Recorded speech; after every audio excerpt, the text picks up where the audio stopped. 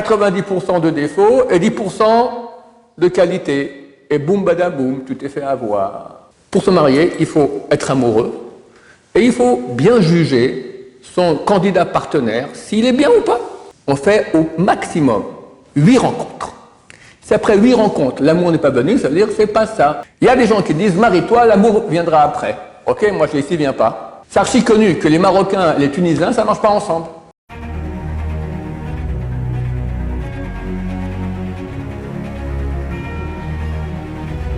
Ok, ce jour dédié pour l'élévation de l'âme de Victoria Balzahie, donc c'est aujourd'hui l'anniversaire du décès de Ronald Ibraha. Alors la question de Yoel. Comment choisir son mazal? Comment choisir son mazal? Alors il y a deux façons de répondre à ta question, on va répondre les deux. Il y a techniquement qu'est-ce qu'on doit faire, et après il y a quelle doit être la nature de notre mazal, quelles sont les qualités et défauts auxquels il faut faire attention. Bon, techniquement, comment on choisit son mazal? Il y a une méthode juive qui est la meilleure de toutes. Pour expliquer la méthode juive, d'abord expliquer la méthode Goy, d'accord, qui est la plus mauvaise de toutes. La méthode Goy est la suivante, que hélas beaucoup de juifs ont emprunté. La pire, tu vas en boîte, puis il y a une fille là-bas qui danse, et puis tu vois pas, tu vois pas. Psychédélique. Elle a l'air sympa, les cheveux qui volent, se balancent, tu danses avec elle, après on échange les numéros, on se voit, on se fréquente, et on vit quelques mois, quelques années ensemble. Au bout d'un moment on se dit, bon, elle est bien cette fille, mariage ou pas? Tu te dis, bon, alors attention là, c'est plus, on n'est plus là pour s'amuser, c'est une question grave, mariage, je ne veux pas rater mon mariage. Il n'y a pas de décision plus grave dans la vie que le mariage. C'est plus important que toutes les décisions financières, études, tout ce que tu veux, c'est la gnognotte à côté de celle du mariage, qui sera la mère de tes enfants, la grand-mère de tes petits-enfants, puis tous les jours tu la revois à la maison, d'accord, si ça marche, c'est le bonheur, si ça ne marche pas, c'est l'enfer. La grand-mère a dit que quelqu'un qui a une femme qui est mauvaise, il ne va pas en enfer. C'est génial. Il faut chercher une femme mauvaise, comme ça on n'ira pas en enfer. Et pourquoi il n'ira pas en enfer? Il a fait beaucoup de péchés, le pauvre garçon, il doit aller en enfer. La réponse à Gemara, il a eu l'enfer sur terre. Elle ne dit pas sur quelqu'un qui a un redressement fiscal, elle ne dit pas ça sur quelqu'un dont on voit la photo dans les journaux, elle ne dit pas sur quelqu'un maintenant qui a une sale maladie, d'accord, elle dit ça sur quelqu'un qui a une mauvaise femme. Tellement c'est douloureux, ça fait mal. Quelqu'un a des problèmes dans sa vie, mais quand il rentre à la maison, il est heureux avec sa femme. Il a le paradis, tout est supportable. Mais c'est quelqu'un qui a tout, il est millionnaire, milliardaire, il a plusieurs maîtresses, tout ce que tu veux. Mais quand il rentre à la maison, sa femme lui rentre dedans, d'accord, elle lui fait comme ça, d'accord. Et ses enfants aussi. C'est insupportable, insupportable. Donc le choix du partenaire, il est extrêmement important. Donc, on va se dire, bon, c'est plus maintenant le moment de s'amuser, là je dois prendre une décision, est-ce que cette femme-là, elle est adaptée à être ma femme ou pas? D'autres versions qui ressemblent, on ne l'a pas rencontrée en boîte, beaucoup de bons juifs, en France notamment, ils vont à la prière vendredi soir, et quand ils sortent, vous verrez qu'il y a un attroupement près de la synagogue, hommes et femmes. Chose que vous ne verrez jamais en Israël, du moins dans les quartiers orthodoxes. Tout à fait interdit, d'accord? Il faut bien séparer, la Torah sépare bien le monde féminin, le monde masculin. Et là-bas, les gens vont à la chasse. Regarde cette fille, et puis elle fait ping avec ses cheveux, elle lui fait le coq, cocorico, d'accord, etc. Et on commence à se fréquenter. Shomer Negiya, pas Shomer Negiya, toutes les versions sont possibles. Ou bien à la fac, ou bien, je sais pas, on va boire un pot avec les copains, puis il y a une table de filles à côté, et puis on commence à faire le coq aussi, elle fait la poule, etc. Quoi qu'il en soit, le début de l'histoire a commencé par un jeu de séduction. Et on a séduit, on s'est laissé séduire, et on appelle ça amour. C'est pas amour, c'est plaisir d'être avec l'autre. Et on va vivre une période ensemble, comme je dis, ou bien on vit ensemble totalement, ou Shomer Negiya, sans se toucher, etc. Au bout d'un moment, on se dit, bon, ok, maintenant qu'on a fait pas mal de temps qu'on est copains, copines, il faut se poser la question, est-ce que cette femme, elle va être ma femme? Elle aussi se pose sur le mari. Et là, on quitte notre situation de copain, on prend une situation de juge. Là, c'est plus de la blague. C'est plus que je m'amuse avec elle, je dois vérifier les qualités et les défauts. Il faut être un juge impartial. On vient de voir dans le cours précédent que si on donne à un juge 1 centime d'euro pour juger de façon impartiale, juste, moi j'ai un jugement avec quelqu'un d'autre, un procès, et je donne au juge que vous êtes un très bon juge, je vous donne un petit cadeau, 1 centime, pour que vous jugez de façon la plus droite possible. C'est fini, le juge n'a plus le droit de juger, parce qu'il a reçu un pot de vin. Forcément, il va plus se tourner vers moi. Maintenant, c'est de pauvre type. Tu veux maintenant juger si ta copine, elle peut être ta femme ou pas, mais tu es amoureux. Tu te poses la question maintenant, tu vas te marier avec elle, tu es amoureux. Amour, c'est pas la sympathie du juge pour quelqu'un qui lui a donné 1 centime. C'est beaucoup plus fort que cela. Tu es super amoureux. Et devoir dire non, parce que tu vois qu'elle a beaucoup de défauts, tu n'es même pas capable. Ce serait un déchirement terrible. Terrible. Mais tu hésites, parce que tu vois bien qu'elle a des défauts. La dame. Combien, beaucoup plus de femmes m'ont écrit et m'ont dit « j'ai un mari tordu, méchant, la pire sorte ». Et j'ai vu les défauts avant le mariage, mais j'étais aveuglé par l'amour. Citation, aveuglé par l'amour. Elle voit, mais elle ne voit pas. Ça veut dire quoi? Elle voit très bien qu'il y a des problèmes. Mais le quitter, elle ne peut pas. Ou lui ne peut pas, parce qu'il est amoureux. Alors on fait un phénomène très très sympathique. Qu'est-ce qu'on fait? De façon artificielle, on prend tous les défauts et on les tasse. Ting, ting, ting, ting, ting, ting, ting, ting, ting. Bon, il y a des défauts. Numéro 10. Il y a des qualités, très peu, mais on les monte. Ça monte, ça arrive à 90. Génial. Bon, il y a 10% de défauts pour 90% de qualité. Bah, on se marie. Chérie, je te demande ta main. Fantastique, Mazal Tov, etc., etc. Même mon cher ami, c'était artificiel. On se marie, pas beaucoup de temps après le mariage, tout à coup, la réalité revient à sa vraie réalité. 90% de défauts et 10% de qualité. Et boum, badaboum, tu t'es fait avoir.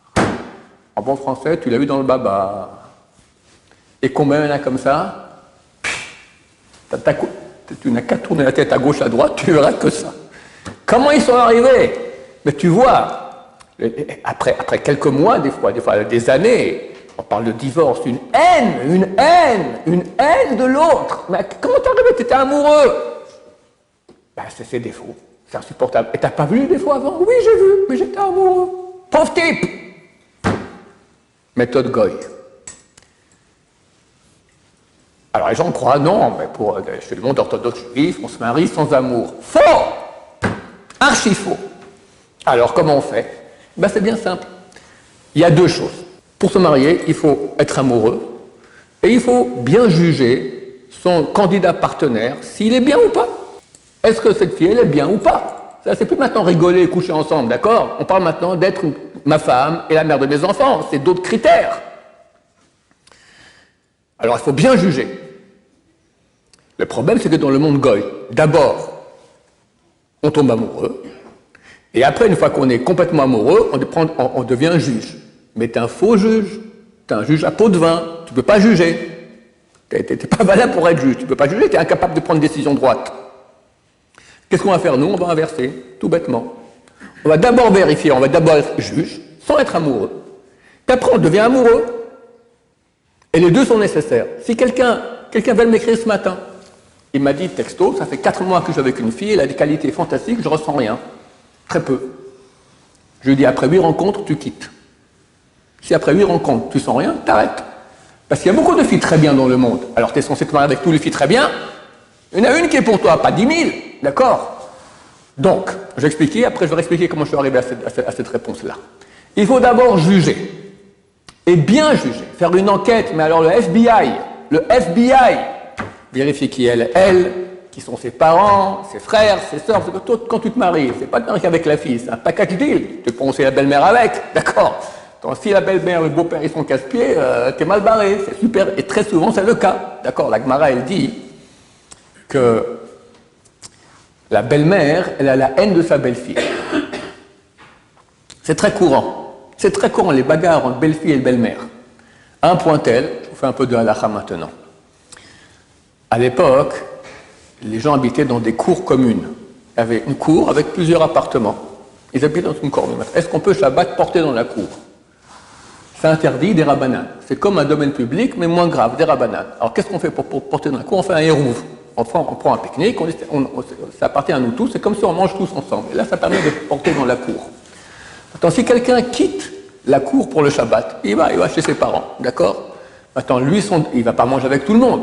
Son domaine interdit à tout le monde de porter dans la cour. Parce qu'il y aura deux domaines, il y a celui de tout le monde et le sien. Ça fait déjà deux domaines, c'est déjà public, ça ne va pas. Alors, qu'est-ce qu'il doit faire pour autoriser à ceux qui restent dans la cour de porter dans la cour? Il doit annuler son domaine, dire j'annule, va-t-elle reshuto. Il annule son domaine, comme ça c'est comme s'il n'est pas là, et de nouveau le pique-nique de tous fera que ça sera un seul domaine, on pourra porter dans la cour. La Gemara dans Eruvin dit il y a un cas où ça ne marche pas. C'est ici, il annule son domaine et va passer Shabbat chez ses parents. Pourquoi? Chazaka, on est presque certain qu'il revient au milieu du Shabbat. Et s'il revient au milieu du Shabbat, comment il peut annuler son domaine? C'est plus son domaine, ça ne vaut rien ce qu'il a annulé son domaine. Pourquoi il revient au milieu du Shabbat? Il dit c'est certain que sa femme s'engueulait avec sa mère. La belle-mère avec la belle-fille. La fille a dit on part tout de suite. C'est comme ça. Donc, il faut avoir une belle-mère qui soit bien, et un beau-père qui soit bien, etc. Donc, il faut regarder ça aussi. Alors, on fait une enquête très serrée, même avant de la rencontrer. On appelle les copines, on appelle les gens qui la connaissent, ses profs, ses rabbinim, machin, tout ça. Et puis évidemment, tous vont dire qu'elle est très très bien. Mais il faut aller élargir, il faut d'autres personnes. Il faut commencer à écouter bien ce qu'on dit, d'accord? Faire une enquête. Vérifier aussi la santé mentale, la santé physique, il y a des problèmes des fois, des maladies héréditaires, etc. Oui. On peut finir par tomber sur des personnes qui veulent salir leur réputation. Ok, regarde, il y a une personne qui veut faire salir une réputation, oui, mais d'habitude, tu ne fais pas une enquête avec une personne, tu en fais avec 10. Alors, 1 sur 10, tu comprends qu'il y a un truc, tu vas bien vérifier ce point. C'est vrai. C'est mieux les gens qui veulent salir que des gens qui veulent pas dire la vérité et qui vont embellir alors qu'il y a vraiment des saletés à dévoiler. Et tu commences à la rencontrer. Tu ne peux pas venir après une rencontre et dire « je suis amoureux d'elle ». Ce type qui fait ça, il faut aller en psychiatrie. D'accord, c'est pas normal. Mais, ou tu vas dire « c'est vraiment pas ça ». Ou bien tu dis « je sais pas ».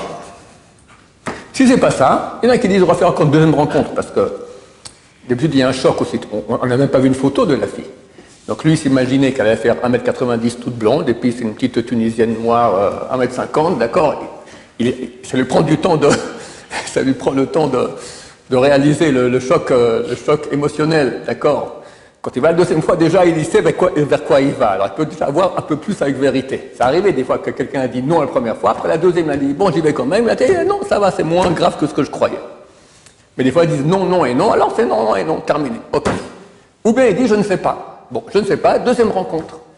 Maintenant, dans les rencontres, on ne va pas... en fait, c'est vraiment un interview du FBI. Mais tu ne prends pas comme ça ton calepin, tu commences à mettre des V. D'accord, c'est pas ça. On est dans une rencontre pour devenir hommes et femmes qui s'aiment. Donc, faisons une ambiance sympathique, on raconte des blagues, on est sympa, mais les antennes sorties comme ça, on fait attention à chaque petit détail. Et le but, c'est que chacun va raconter qui il est pour que l'autre puisse savoir. D'accord? Donc chacun raconte sa vie. Comme ça, on va de rencontre en rencontre. Ou bien ça finit par un non, ou ça finit par un je ne sais pas. Au bout d'un moment, normalement, entre la 4e, 5e ou 6e rencontre, là, tu sais déjà pas mal sur la personne. Après 5 rencontres, chaque rencontre fait environ 2 heures, c'est déjà 10 heures. 10 heures d'interview avec quelqu'un, tu connais sa vie. Tu connais beaucoup, beaucoup sur lui. En plus, ça fait une enquête, oui. Est-ce qu'on doit raconter toute notre vie? Non, on ne raconte pas tout. On raconte pas tout. Les balais de Chouva, il ne faut pas raconter. J'ai couché avec Suzanne, j'ai couché avec Lady Machin. Non, tu ne racontes pas tout ça. Tu dis, j'ai un bal de Chouva, voilà. Après, hein? Si elle demande. Si elle demande, tu dis, les rabbinim m'ont dit de dire que je suis un bal de Chouva. Ben, il ne faut pas être idiot. Aujourd'hui, quelqu'un qui n'a pas été dans la Torah depuis qu'il est petit, d'accord, alors forcément, il a été avec des filles. C'est très rare quelqu'un qui soit encore puceau à l'âge normal du mariage. Forcément, il a goûté des substances. Forcément, il n'était pas le plus droit du monde. Car si la bonne femme croit que le type, il est balchouva, mais c'est un grand sadique, oui, peut-être maintenant, mais qu'il ait toute sa vie comme ça, c'est elle qui lui manque un grain, d'accord, il faut comprendre. Bah, pas besoin de raconter maintenant toutes les bêtises que tu as fait. Et idem dans l'autre sens, d'accord, une fille qui a fait les 400 coups, elle dit je suis Baala Tchouva. Voilà, ça suffit, à toi de comprendre. T'es vierge, t'es pas vierge, je suis Baala Tchouva. Voilà, il ne faut pas rentrer trop dans le détail non plus. D'accord? Question? Pas de question. Donc, au bout de 10 heures d'interview, On la connaît par cœur, la fille. Ok, toi, tu as vérifié, elle est bien. En plus, elle est sympa. En plus, vraiment des qualités, la famille, tout va très très bien. On se marie? Non. Non. J'ai dit qu'il faut 2 conditions pour se marier. 1, vérifier qu'elle est bien. 2, être amoureux. Être amoureux, c'est le feu vert du bon Dieu. C'est pas parce que la fille elle est bien qu'il faut se marier avec elle. Comme je dis, on a des dizaines de milliers de filles bien dans le monde. Alors chacune elle est faite pour toi? Non. Il y en a une qui est faite pour toi. Là, il faut que le bon Dieu donne le feu vert. Ça, c'est l'amour. On fait au maximum 8 rencontres. Si après 8 rencontres, l'amour n'est pas venu, ça veut dire que c'est pas ça. Mais elle est bien, ok. Alors pour ça que c'est ta femme, non. Tu quittes, terminé. Ça ne sert à rien de continuer. Tu continuer des fois des mois. C'est mauvais pour le garçon, c'est mauvais pour la fille, ça ne sert à rien parce que l'amour ne viendra pas. Il y a des gens qui disent, marie-toi, l'amour viendra après. Ok, moi je dis, s'il ne vient pas. Et combien de cas il y a eu des gens qui sont mariés sans amour et l'amour n'est pas venu, mais c'est terrible, c'est l'enfer sur terre. L'enfer sur terre. Donc on attend que l'amour vienne. S'il vient, il vient, s'il ne vient pas, il ne vient pas. Et c'est très soudain. Une fois un élève qui m'a dit, après de 5 rencontres, je ne ressens rien. Je lui ai dit, vas-y, jusqu'à 8. Il revient à la 6e rencontre, je suis fou amoureux. En une fois, mais quand ça part, ça part, hein, ça part très vite. Parce que nous, on dit aussi de se marier rapidement, parce que l'amour, c'est très puissant. Et si on ne se marie pas, on finit avec des bêtises, d'accord? Donc il faut se marier très rapidement aussi après. Ça, c'est la technique, comment on fait. C'est la seule bonne technique qui existe. Les autres, ça ne marche pas. En tout cas, on prend des grands dangers. Je ne dis pas que tous les couples qui sont mariés en commençant en boîte ou à la sortie de la synagogue ou en allant boire un pot, ça va rater. Mais tu mets beaucoup de dangers de ton côté parce que forcément ton jugement il sera faussé. Parce que d'abord tu as été séduit et après tu as dû juger. Alors une fois que tu es séduit, tu ne peux plus juger. Mais ça peut marcher. Nous, pour être certains, on va d'abord juger et après on va se laisser séduire. Et si on est séduit, on se marie. Si on n'est pas séduit, eh ben, on ne se marie pas. Ça, c'est la première partie, la technique. Deuxième, quelles sont les qualités à avoir chez sa femme? Numéro 1, qu'elle soit gentille. Les qualités qu'on cherche chez un homme ne sont pas les mêmes qu'un homme va chercher chez une femme. Qualité d'un homme, on a fait un cours dernièrement, comment être un bon mari, on a déjà vu, c'est réglé. Maintenant, c'est quoi une bonne femme? Pas une bonne femme, une bonne femme. Alors d'abord, elle doit être une femme bonne, d'accord? C'est extrêmement important qu'une femme soit gentille, parce qu'un mari ne peut pas supporter les remarques incessantes de sa femme. C'est insupportable. Il faut comprendre que l'homme est plus orgueilleux que la femme. Et l'homme, personne n'aime entendre des remarques. Maintenant, si la femme, elle va faire des remarques sans cesse, ça devient infernal. Insupportable.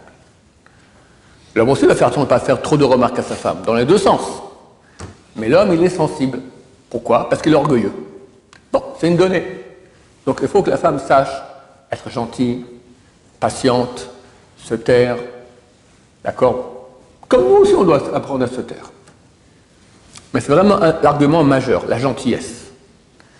Maintenant, bien sûr, il faut des bonnes midotes. Quand on parle de gentillesse, il faut toutes les bonnes midotes qu'il puisse y avoir. Les bons traits de caractère. Par exemple, être patiente. Une femme qui se met en colère pour un oui, pour un non, ça va être difficile. Un avec le mari, surtout avec les enfants. D'accord? C'est que chacun rentre à la maison, il y a que des cris, des hurlements, parce que les enfants font pas ce... Et un enfant ne fait jamais ce qu'il faut. Ça n'existe pas un enfant qui est droit, d'accord? S'il est droit, il doit aller en psychiatrie pour finir. C'est pas normal. Un enfant, c'est un Yetzerara énorme. Donc, ou tu apprends à être super calme dans toutes les situations, le maximum, ou ça va être terrible à la maison, il y aura des cris sans cesse. Donc il faut que la femme elle soit patiente. Gentille, patiente. Très important que dans le couple, il y ait un équilibre au niveau de la pratique de la Torah. Parce que, on va dire sur tous les sujets, je peux m'écraser. Ma femme veut aller à la montagne, moi je veux aller à la mer. Allez, je m'écrase. Ma femme veut des rideaux rouges, moi je veux des rideaux verts. Allez, je m'écrase. Ma femme veut des frites, moi je veux du poisson. D'accord? Bon, on peut faire aussi un fish street fish, d'accord? On peut faire un truc chips, comme vous dites? Fish and chips. Mais si on ne peut pas, d'accord, tu veux de la viande, tu veux du poisson, là ça ne mange pas ensemble. Surtout, on peut s'écraser. Et sur la Torah, moi je veux éduquer mes enfants comme ça. Encore, sur elle, comment elle s'habille, d'accord? Déjà, il faut casser les pieds si elle n'est pas en sniout, d'accord? C'est déjà très difficile. Mais encore, c'est son affaire à elle. Mais les enfants, c'est commun. Elle veut qu'ils fassent des belles études universitaires, qu'ils soient médecins, avocats, comme tous les Nord-Africains, d'accord? Moi, je veux qu'il aille à l'Eshiva, qu'il étudie la Torah, qu'il soit en Talmid Chacham. C'est une source de querelle terrible. Maintenant, la Torah, c'est des dizaines de milliers de détails quotidiens. C'est-à-dire, chaque fois, on doit commencer à rentrer en bagarre pour un petit sur la cache-route, sur le Shabbat, sur les enfants, sur la Tzimon, sur le machin. C'est infernal. Là, c'est une source de discorde terrible. Donc, c'est super important qu'il y ait un équilibre au niveau de la pratique de la Torah. Comme ça, on va ensemble. C'est pas que c'est un sujet de bagarre. Autre problème récurrent ayant à voir avec la Torah, c'est déconseillé, c'est pas interdit, mais c'est déconseillé qu'un Baal Tshuva ou une Baal Tshuva se marie avec quelqu'un qui a toujours été religieux. Pourquoi? Parce que le Baal Tshuva, il est débutant. Celui qui a toujours été religieux, le regarde un peu de haut. Il dit, bon, tu es un débutant, voilà. Et c'est vrai que celui qui a toujours été religieux, il connaît beaucoup plus de choses que le débutant. Mais il y a une très grande différence entre le Baal Tshuva et celui qui a toujours été religieux. Pourquoi? Le Baal Tshuva, il n'est pas de motivation. C'est pas une locomotive, c'est une fusée. Alors il commence de bas, on va dire comme ça. Le type religieux, il a toujours été ici. Et puis elle, on va dire, c'est une Baal Tshuva. Elle commence de là. Mais c'est une fusée. Donc assez rapidement, elle va commencer à le dépasser. Elle lui va dire, oh, qu'est-ce qui se passe ici? Moi, je voulais quelqu'un de normal, c'est-à-dire pépère, pas un fonceur comme ça. Et c'est insupportable. Insupportable. S'il y a deux fusées, alors on marche ensemble. S'il y a deux pépères, on marche ensemble. Mais une fusée et un pépère, c'est une source de discorde terrible, terrible. Je disais comme ça. On prend un Baal Tshuva, qui on amène une fille de famille religieuse. C'est pas vrai qu'un Baal Tshuva, c'est pas la plus religieuse Yirat Shamayim du monde. C'est une pépère, très pépère. Preuve en est qu'on le prend pour elle un Baal Tshuva. Mais c'est une erreur, parce que je crois que le Baal Tshuva, il est pépère aussi. C'est le contraire. Les Baal Tshuva sont beaucoup plus motivés que les religieux de toujours. C'est normal. Quelqu'un qui a fait Shabbat toute sa vie, il n'a pas le même goût que celui qui commence. Je me souviens, quand moi j'ai fait Tshuva, je commençais à apprendre. La Gemara, je faisais Rashi.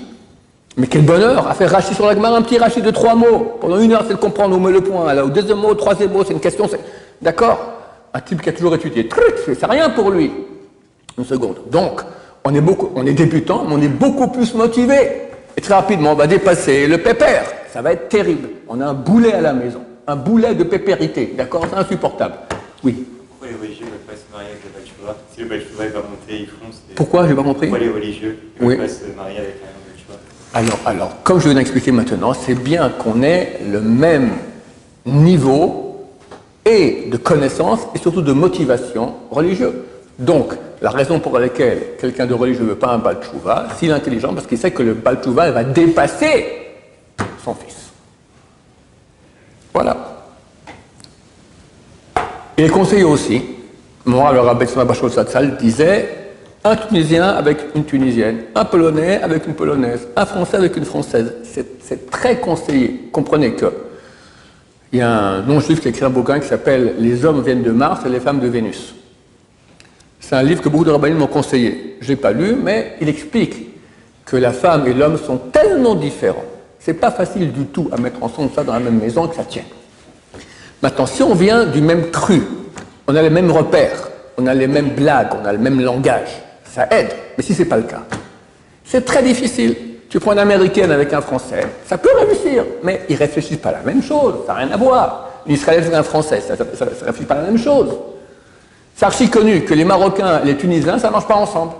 D'accord? Il y a plus, je crois, de couples divorcés de ce genre-là que de couples qui ont tenu. Parce que c'est bien que c'est tous des Nord-Africains, mais c'est deux façons d'être différentes. D'accord? Donc c'est important de trouver quelqu'un qui vient du même background, comme on dit ça en bon français, un socle social. Je dirais, pas social, c'est-à-dire quel niveau social aussi, mais de la même mentalité, d'accord? Tu as des blagues, c'est connu aussi en communication que d'habitude, les gens, ils ne comprennent pas 100% ce que quelqu'un lui dise. Quand tu dis un message, ce n'est pas forcément que les gens comprennent ce que tu veux dire. Il y a des malentendus. Quand on vient d'un background différent, les malentendus sont beaucoup plus fréquents. Beaucoup plus fréquents. Et des malentendus dans un couple, ça peut être mortel. D'accord? Donc, elle pense comme ça, tu penses comme ça, et c'est très difficile. Alors, je ne dis pas que c'est interdit. Il faut comprendre, il y a une différence entre quelqu'un qui se marie entre 20 et 25 ans et quelqu'un qui se marie entre 40 et 45 ans. C'est plus les mêmes choix. D'accord? Plus le temps avance, surtout les filles, quand elles commencent à avoir 35 ans, il faut commencer à qu'elles fassent des rabais. D'accord, on te propose un Esquimau, marie-toi avec un Esquimau, d'accord. Dans 3 ans, tu n'es plus mariable, c'est fini, tu ne pourras plus avoir d'enfants. Donc il y a, faut savoir, mais a priori, si on peut se marier avec quelqu'un qui vient du même cru, avec les mêmes repères, c'est beaucoup mieux. Voilà, que dire encore? Priez Hachem. Priez Hachem. Sans prière, il n'y a rien qui marche. Priez à Hachem qui nous envoie le bon numéro.